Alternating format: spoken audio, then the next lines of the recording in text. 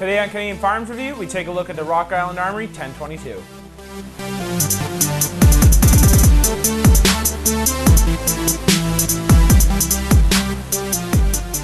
So this is the Rock Island Armory 1022, and it's a direct copy of the Ruger 1022. There are a few subtle differences, and I'd like to go over those first.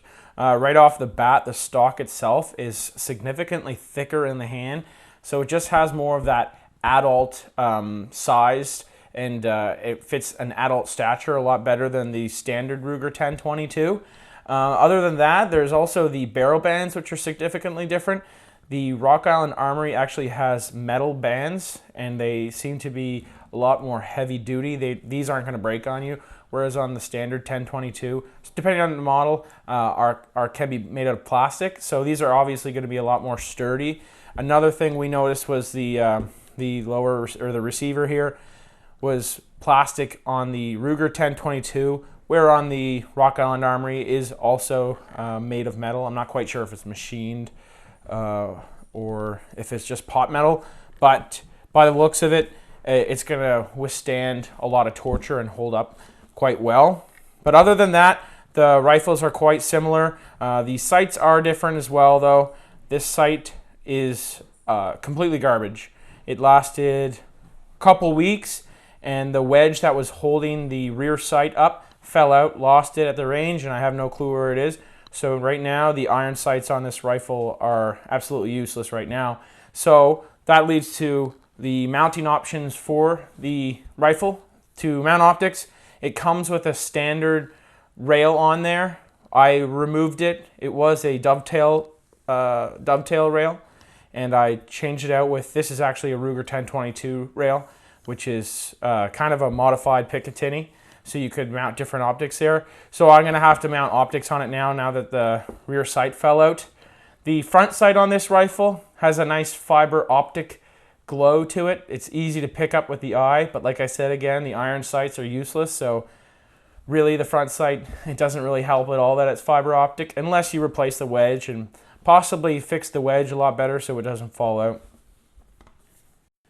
So why would anybody purchase a Rock Island Armory 1022 over a Ruger 1022?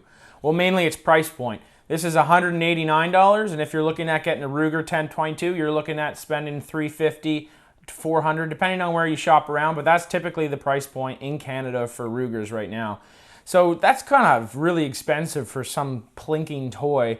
That's why this, I think, is better if you're looking at just getting to a semi-automatic plinker, because $189, you're getting essentially the same gun. For the most part, some of the build quality on this rifle is better than the 1022, and it's cheaper. All the accessories fit on this rifle as they do on the 1022, minus the barrels. You can't swap barrels, but all the accessories like the Archangel stocks and all that will swap out perfectly on the Rock Island Armory, including the magazines. It does come with a Butler Creek 10-round magazine, and all the Ruger magazines. So that's Ruger factory magazine fits, and so is, of course, the other Butler Creek 30-round magazines, if that's something you want to purchase for your rifle. One thing I did replace on this rifle already was the mag release. It was the standard mag release. There's no lip that you can pull with your trigger finger, or sorry, your index finger to disengage the magazine. It's more or less like a button. So I went ahead and threw on a stock Ruger 1022 magazine release there, which was extremely inexpensive and a worthwhile upgrade. So, is it perfect? Would you want to buy this over a 1022 Ruger? Not exactly. There is a few drawbacks, specifically when shooting this rifle. I already mentioned the sight, but malfunctions, we had a few of them, and light primer strikes. I'm not quite sure whether or not that's to do with cleaning the rifle often, or whether it's just a design flaw, but myself, I did experience quite a few light primer strikes. I purchased some CCI ammunition, and that kind of seemed to resolve things.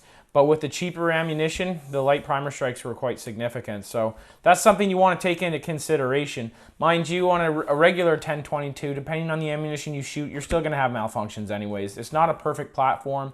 It's a 22, and it comes with other malfunctions and something typically you get with the 22. So that's pretty much it, guys, for the Rock Island Armory 1022. If you liked the video, please like, comment, and subscribe, and check us out on Facebook. Thanks for watching.